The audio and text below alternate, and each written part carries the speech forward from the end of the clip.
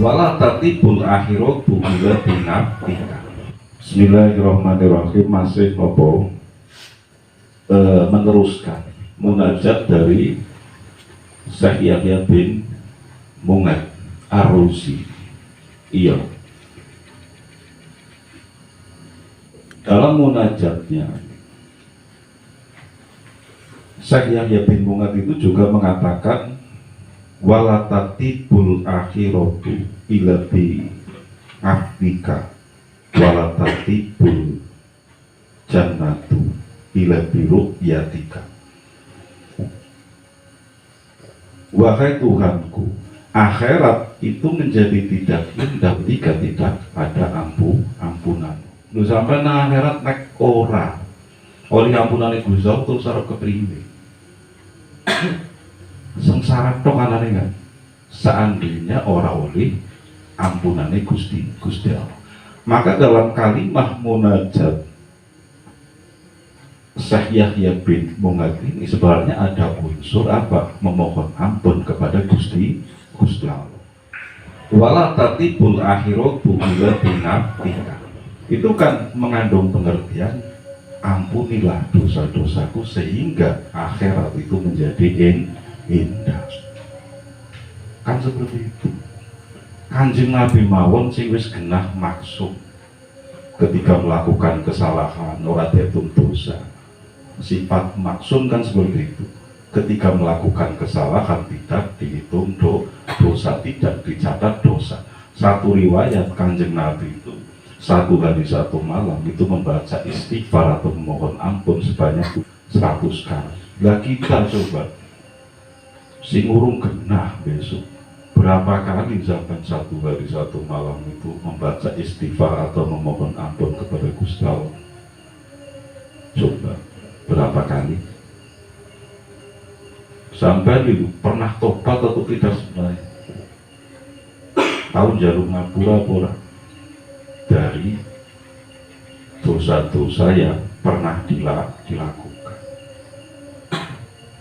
Sing jenenge manusia itu memang tidak lepas dari dosa. Kon orang nglakoni dosa menung saya sulit. Tapi setidaknya ketika melakukan dosa ya bersegera mohon ampun kepada Gusti Allah dengan memenuhi syarat-syarat tobat. Syarat-syarat tobat ada berapa? 3 kan. Yang pertama menyesal, yang kedua meninggalkan perbuatan dosa itu seketika, kemudian yang ketiga apa? Bertekad untuk tidak melakukan atau mengulangi perbuatan dosa itu lagi. Nah kita coba tobat kita kan bukan tobat nasuha, iya kan? Tapi tobat apa coba?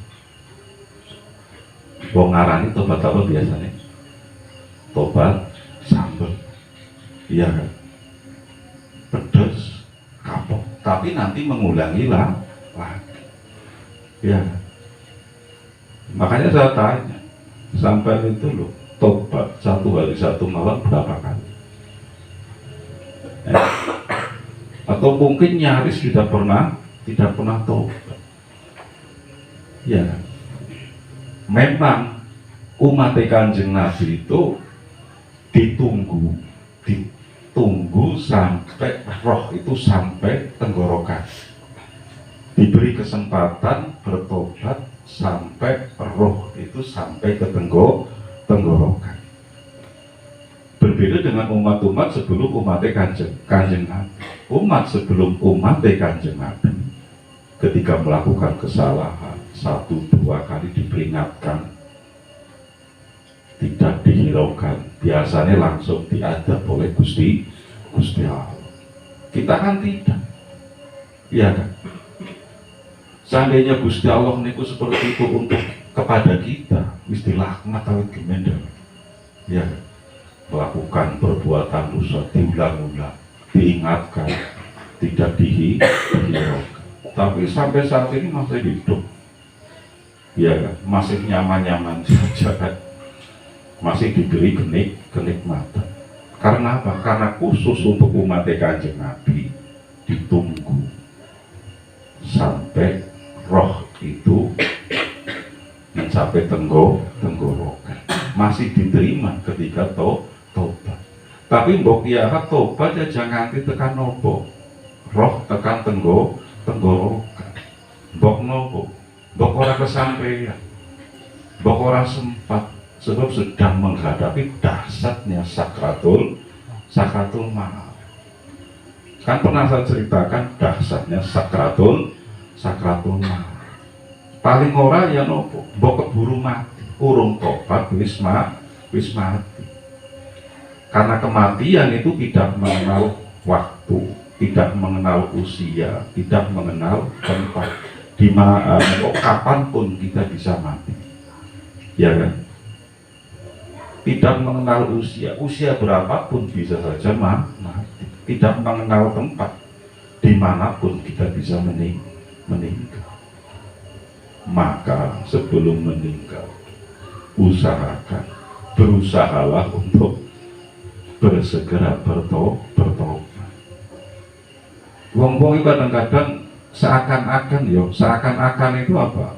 Akhirat itu kayak nopo, kayak dongeng, setengah percaya setengah nek wong sing percaya temenanan karo akhirat, maka setiap kali dia melakukan kesalahan, maka dia akan berusaha untuk segera bertobat, tidak menunda-nunda, karena khawatir keburu dicabut nyawanya oleh Gusti Allah.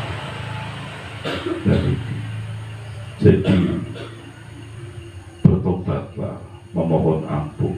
Lah tobat itu dari kemaksiatan. Apa dari kemaksiatan saja? Tidak. Ibadah pun butuh ditobati. Ibadah kita kan nyaris tidak pernah benar kan? Sholati, maca Qur'an, zikir. Jasad sholat, tapi hati dan pikirannya kemana tuh? Dan itu kan kesalahan.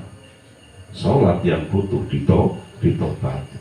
Bahkan kadang-kadang tobat pun butuh ditobati. Makanya ada tobat ngalal tobat, istighfar ngalal istighfar. Sampai tobat, artinya aku ngelakoni dosa maneh. Jadi kan tobat orang jadi kayak ngeremehna Gusti Allah. Maka sampai juga harus di samping mentobati kembali dosanya, juga harus mentobati tobat sing dolan. Jadi ketika nang akhirat atau tinggal pulang Gusti sanane mung sengsara. Iya kan? Karena yang menjadi penyebab kita masuk neraka itu adalah dosa. Ya ketika dosa itu tidak diampuni, ya sudah. Kan seperti itu. Kemudian selanjutnya apa? Wala tatibul jannatu ila biru'yatika. Iya. Surga itu tidak menjadi indah, kurang sempurna tanpa melihat. Wahai Tuhan, surga itu tidak menjadi indah atau tidak ada artinya tanpa melihat. La tatibu al-jannatu ila biru'yatika. Artinya bagaimana? Sesungguhnya kenikmatan yang paling besar, yang paling agung kelak pada hari kiamat di surga adalah melihat dhati Gusti Allah. Melihat dhati Gusti Allah. Jadi wong kan berpikir kayak sampai mungkin berpikir bahwa kenikmatan nang surga besok bidadari. Ya kan? Angan-angannya sampai seperti tidak ada sih. Orang anak sing luwe dikepengi kecuali bidadari. Tidak ada yang lebih indah kecuali bidadari. Wong sing mesum-mesum kepengen mlebu surga kan seperti itu. Padahal kenikmatan yang paling besar di surga itu kelak adalah melihat dhati Gusti Allah. Orang-orang yang ikhlas dalam menjalankan perintah Gusti Allah, ikhlas dalam meninggalkan larangan Gusti Allah. Artinya orang yang benar-benar iman, orang-orang yang benar-benar takwa, orang yang benar-benar taat, kelak di surga pasti bisa melihat dati Gusti Allah. Ada yang bisa melihat setiap saat, ada yang bisa melihat setiap hari, ada yang bisa melihat seminggu sekali, dan seterusnya, tergantung amal perbuatan. Dan ini yang sebenarnya dikendaki langai nun rokat wala kudu nun samingat wala khoturun ngala kolbil basar. Kenikmatan surga belum pernah ada mata yang melihat, belum pernah ada telinga yang mendengar, dan tidak terbersih dalam hati manusia. Atau sederhananya tidak bisa dibayangkan. Sampai orang bisa bayangkan, wong di dunia saja kita itu dibatasi, tidak boleh apa? Tidak boleh membayangkan dati Gusti Allah, memikirkan dati Gusti Allah kan tidak boleh. Yang boleh adalah apa? Merenungkan, memikirkan sifat-sifat Gusti Allah. Begitu juga menurut pendapat yang lain, sesungguhnya semua kenikmatan surga sebenarnya seperti itu. Jadi segala sesuatu yang sampai bayangkan tentang surga itu pasti salah. Itu pasti salah.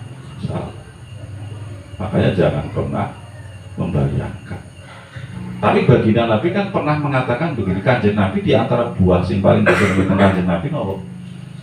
Semangka. Kanjeng Nabi kan pernah mengatakan aroma surga itu seperti aroma buah semangka.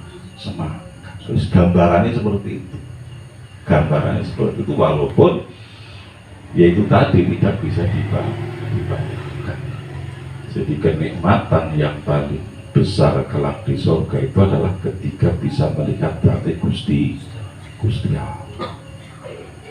Bukan panganan, bukan bidadari. Saking ayune bidadari ya, malaikat Jibril itu pernah mengelilingi surga. Niku weruh bidadari. Niku karena tidak tahu sampai menganggap bahwa itu Gusti Allah. Malaikat Jibril itu sampai sujud ngirane itu Gusti Allah. Saking ayune maka seandainya medunang dunia wong niku kendir kabeh. Sing weruh niku kendir kabeh. Orang bisa dibayangkan tuh. Sekolong-kolonge wong lah urung wadon dunia ora sampai kendir. Iya kan? Seayu-ayune wong wadon nang dunya sing deleng ora sampai kentir. Paling mung dadi ngalamun lega-lega, tapi tidak sampai di ya. Bahu weruh sing bening lega, tapi ora sampai kentir. Tapi bidadari diturun namaring dunya wong sing weruh niku kentir kabeh. Ya sing kuat sapa? Sing kuat deleng, nek Kanjeng Nabi tentu kuat. Para Nabi Rasul kuat. Nabi Adam kuat. Kenapa? Karena Nabi Adam pertama bertempat tinggal di sorga.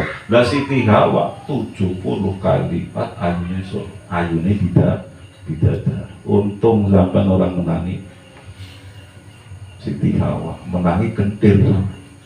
Iya kan?